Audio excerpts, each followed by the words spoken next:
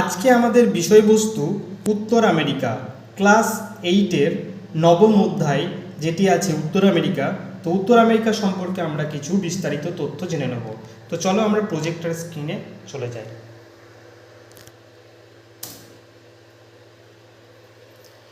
তো উত্তর আমেরিকা পড়ার আগে আমাদের প্রথমেই জেনে নিতে হবে আমেরিকা অভিযান সম্পর্কে। আমেরিকা কে আবিষ্কার করেছেন? এর উত্তরে অনেকেই বলেন কলম্বাস। তো কলম্বাস কি আদৌ আমেরিকা আবিষ্কার করেছিলেন? তো সেই সম্পর্কে একটু জানা যাক কলম্বাসের আমেরিকা অভিযান সম্পর্কে। তো আমরা প্রথমেই কলম্বাসের ছবি দেখে নিই। এই হচ্ছে কলম্বাস। তো কলম্বাসের আমেরিকা অভিযান সম্পর্কে আমরা দু এক কথা জেনে নিই। আমেরিকা অভিযান আজ থেকে প্রায় 500 বছর আগেও উত্তর আমেরিকা মহাদেশটির কথা মানুষের কাছে অজানা ছিল। 1400 এবং 1500 খ্রিস্টাব্দে ইউরোপীয় অধিবাসীগণ নতুন দেশের সন্ধানে পৃথিবীর বিভিন্ন প্রান্তে অভিযান শুরু করেন। অনেক গবেষকের মতে কলম্বাসের আমেরিকা আবিষ্কারের বহু হাজার বছর আগে থেকে সেখানে বিভিন্ন আদিবাসী জনগোষ্ঠী বাস করত।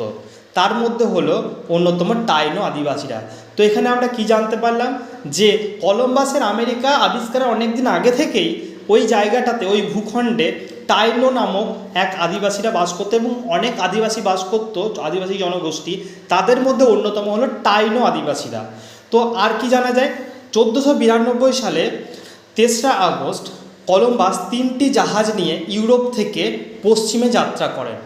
কোথায় যাত্রা করেন? ভারতে আসার জলপথ আবিষ্কার করার জন্য কিন্তু যাত্রা করেছিলেন, এটা মনে রাখতে হবে। এবং 2 মাস পর বর্তমান উত্তর আমেরিকার পূর্ব দিকে থাকা দ্বীপপুঞ্জে আসেন। তখন আদিবাসীদের সেখানকার যখন এসে পৌঁছালেন তখন তিনি সেই দ্বীপপুঞ্জের নাম দিয়েছিলেন পশ্চিম ভারতীয় দ্বীপপুঞ্জ। কেন? তখন তিনি ভেবেছিলেন এটা হচ্ছে ভারত, কারণ তিনি ভারত আসার একটা জলপথ আবিষ্কারের জন্য গেছিলেন এবং প্রথম যে ভূখণ্ডটা তিনি পেয়েছিলেন সেটার নাম দিয়েছিলেন পশ্চিম ভারতীয় দ্বীপপুঞ্জ, কিন্তু আদৌ সেটি ভারত ছিল না। এবং সেখানে যে টাইনো আদিবাসীদের তিনি দেখলেন যে এখানে আগে থেকেই তো লোকজন বসবাস করছে। তো এই টাইনো আদিবাসীদের যেহেতু তিনি দেখলেন এবং তিনি যখন এটাকে ইন্ডিয়া বা ভারত ভাবছেন, সেজন্য ওখানকার টাইনো আদিবাসীদের নাম দিয়ে দিলেন ইন্ডিয়ান।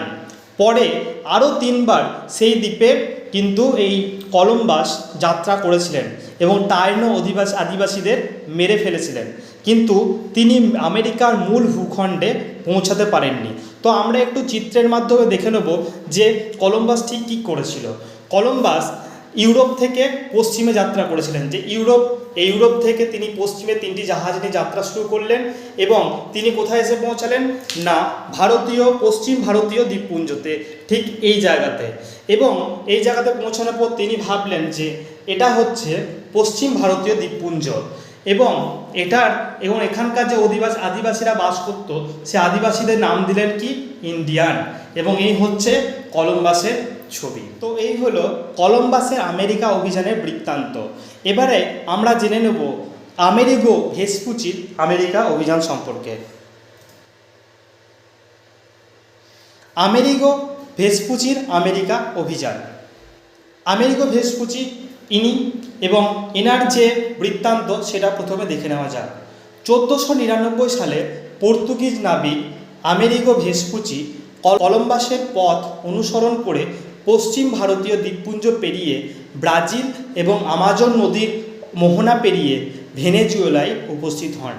তিনি তখন বুঝতে পারেন এটা ভারত নয়, অন্য কোনো মহাদেশ।